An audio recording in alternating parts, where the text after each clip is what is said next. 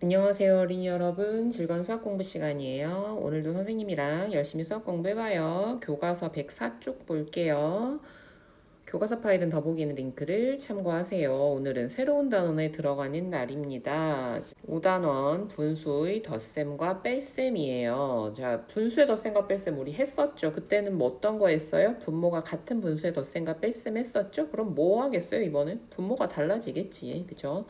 무엇을 배울까요? 분모가 다른 분수의 덧셈, 그쵸? 분모가 다른 덧셈 했으니까 분모가 다른 분수의 뺄셈도 하게 됩니다. 분수도 배웠고요. 덧셈과 뺄셈도 알고 있고요. 분모가 다른 걸 같게 만드는 것도 배웠습니다. 예, 이번 단어는요. 새로 배우는 건 하나도 없습니다. 원래 여러분이 지금까지 배웠던 거 가지고 이렇게 저렇게 해보는 게 이번 단원입니다.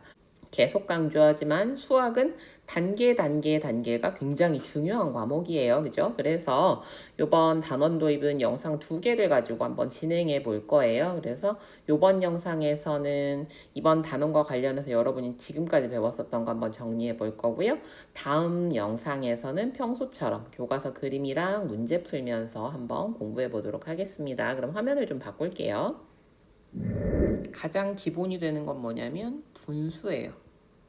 분수의 덧셈과 뺄셈이니까 여러분 덧셈과 뺄셈은 우리 1학년 때부터 배웠어요. 그죠? 다만 분수라는 게 달라진 것 뿐이에요. 그래서요. 여러분이 분수를 가지고 무언가를 할 때는 분수의 의미를 정확하게 알고 하는 것이 정말 중요합니다. 자, 분수라는 애는 왜 만들어졌었다고 했었죠? 일단 기본은요. 1보다 작은 수. 이걸 표현하려고 만들어졌어요. 그죠? 우리가 온전한 하나도 다루지만 부분을 이야기해야 되는 경우도 굉장히 많이 있어요. 그래서 대표적으로 나오는 게 뭐예요? 이런 그림 우리 많이 썼었죠. 그죠? 이렇게 해서 셋 중에 하나 또 이런 거 똑같은 거 선생님이 여러 가지로 해보는 거야. 이거를 우리가 이렇게도 표현할 수 있어요. 수직선. 자, 그래서 여기까지. 요 자리. 자, 이걸 우리가 다 뭘로 나타내요? 3분의 1, 3분의 1, 3분의 1로 나타냅니다. 우리가 1보다 작은 수를 나타낼 때 아무렇게나 나타낼 수가 없었어요. 어떤 조건이 필요했냐면요. 얘네들을 나눈 조각인데요. 나눌 때 어떻게 나눠야 된다? 전체를 똑같이 나눈.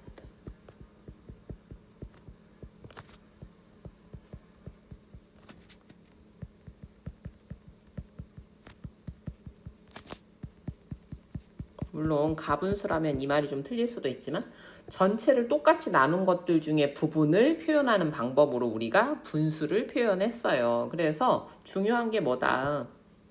똑같이 나눈 이게 정말 중요하다. 이걸 다른 말로 두 글자로 하면 이게 등분이죠. 이번 단원에서 여러분이 당장 배우게 될 겁니다. 예를 들어서 2분의 1 더하기 3분의 1을 한다고 칩시다. 그림으로 한번 그려볼게요. 자, 이렇게 되어 있고요. 되어 있겠죠. 실제로 많이 나오는 오답입니다. 잠깐만. 전체가 5칸이잖아. 그 중에서 몇 칸이야? 2칸 있네? 이렇게 많이 틀려요. 왜 수만 봐봐. 그냥 별로 어렵지 않잖아. 그냥 쭉 더하면 5, 위에 더하면 2. 그림으로 봐도 맞네. 맞나요? 아니죠. 일단 기본. 전체는 얘가 1이었어요. 얘는 그러니까 1이 아니라 2죠. 그죠? 그러면 얘가 이 중에서 얼마만큼이 있느냐 이걸 우리가 수로 바로 비교할 수 없는 이유가 뭐예요? 칸이 다르다는 거야. 그럼 이 칸을 똑같이 만들어줘야지. 자, 그렇게 해서 만들었던 것들이 어떤 게 있느냐. 여기는 반짜리고 여기는 3분의 1짜리니까 그냥 못하니까 너도 3개로 쪼개자. 너는 2개로 쪼개자. 그렇게 되면 어떻게 됩니까? 전체가 똑같이 몇 추로 나뉘면서 6개로 나뉘면서 똑같은 칸을 만들어낼 수가 있어요. 그래서 1칸, 2칸, 3칸, 4칸, 5칸. 전체가 몇 칸 중에서 6칸 중에서 몇 칸이 돼? 5칸. 이게 정답이에요. 네, 전혀 다른 수가 나왔죠. 그런데 우리가 이 과정을 무엇을 통해서 배웠습니까? 여기에서 여러분이 사용했던 게 바로 분모를 갖게 만드는 통분이라는 과정이에요. 통분. 통분을 위해서는 뭐가 있어야 돼? 공통분모가 있어야 돼. 공통분모를 만들기 위해서는 여러분이 뭐를 찾을 수 있어야 돼요? 공배수를 찾을 수 있어야 되죠. 공배수를 찾기 위해서 할 수 있는 것들이 또 필요하고요. 그 다음에 공통분모는 우리 크게 두 가지로 공통분모 만들죠. 공통분모 뭘로 만드느냐면 최소 공배수나 두 분모의 곱이죠. 이것들이 다 뭐다? 우리가 그 전에 배웠던 거다.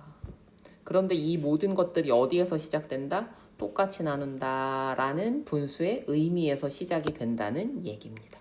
그래서 똑같이 나눠만 놓으면 우리 얼마든지 이거 계산할 수 있어요. 지금은 이거 덧셈 했는데 뺄셈 바로 할 수 있다. 그치? 이거 뭐야? 얘는 2분의 1이면서 동시에 6분의 3이지. 얘는 뭐야?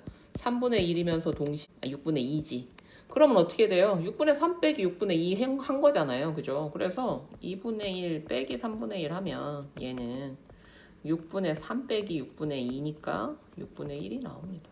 이것까지 다 할 수 있어요. 그래서 요 과정들을 우리가 차근차근 공부해 나갈 거예요. 자, 지금까지 설명한 걸 간단하게 한번 정리해 보겠습니다. 일단 분수라는 개념 정확하게 기억합시다. 전체를 똑같이 나눈 수를 뭐라고 합니까? 똑같이 분모로 나눈 것 중 나누기만 하면 끝나는 게 아니죠? 분자만큼을 의미합니다. 자, 그래서 우리가 분모, 분자 두 개의 숫자를 이용해서 하나의 수를 표현하게 되고요. 쓸 때는 어떻게 합니까? 분모가 아래로 갑니다. 그리고요, 분자가 위로 가죠. 자, 그래서 예를 들어 4분의 3이라면 이건 무슨 의미다? 전체를 똑같이 넷으로 나눈 것 중 3만큼이다 라는 의미가 됩니다. 읽을 때는 어떻게 읽어요? 4분의 3 분모부터 먼저 읽어줍니다. 그 다음 우리가 뭔가를 자를 때는요, 그것에 대해서 기본이 있죠. 4분의 3이라는 건 뭡니까? 전체를 똑같이 넷으로 나눈 것 중에 하나, 이만큼을 우리가 뭐라고 부르죠? 4분의 1이라고 부릅니다. 이게 몇 번 있다? 한 번, 두 번, 세 번 있을 때 우리는 이것을 4분의 3이라고 합니다. 그래서요, 이 4분의 1의 한 조각 기준이 되는 얘를 우리가 단위분수라고 하죠. 자, 단위분수는 뭐가 단위분수예요? 분자가 1, 한 조각이다. 분자가 1인 분수. 요거까지 공부를 했고요. 그 다음에 또 여기서 필요한 게 뭐가 있다? 공통분모라는 개념이 있다. 공통분모를 만드는 과정을 우리가 뭐라고 한다? 통분이라고 한다. 자, 통분에서 사용하는 공통분모는 보통은 두 가지를 사용하죠. 두 분모의 곱 또는 두 분모의 최소 공배수.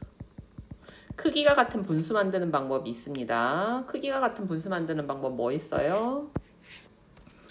크기가 같은 분수 분자와 분모에 얘는 빼야 돼. 누구? 그렇지. 0이 아닌 1번 같은 수 곱하기 2번 같은 수로 나누기. 이렇게 나눠서 간단하게 표현하는 것을 우리가 약분이라고 얘기해 주기도 한다. 여기까지 이것만 아마 잘 기억하면요, 여러분들 이번 단원 어렵지 않습니다. 자, 그러면요, 다음 영상에서요, 우리 교과서 보면서 이번 단원 뭐 공부할지 차근차근 한번 짚어볼게요. 오늘 공부하느라고 수고 많았습니다. 지금까지 선생님이 얘기한 것 중에 조금 어렵거나 잘 기억나지 않는 것이 있다면 선생님이 더보기란에다가 관련돼서 쭉 다 정리 한번 해놓을 테니까요. 해당되는 영상 들어가서 한번 복습해보세요. 그러면 이번 단원 공부하는데 훨씬 편하게 또 여러분이 공부를 잘 할 수 있을 겁니다. 알겠죠? 오늘도 공부하느라고 수고 많았습니다. 이번 단원 굉장히 재밌거든요. 같이 한번 열심히 해봐요. 알겠죠? 수고 많이 했어요. 다음에 또 봐요. 안녕.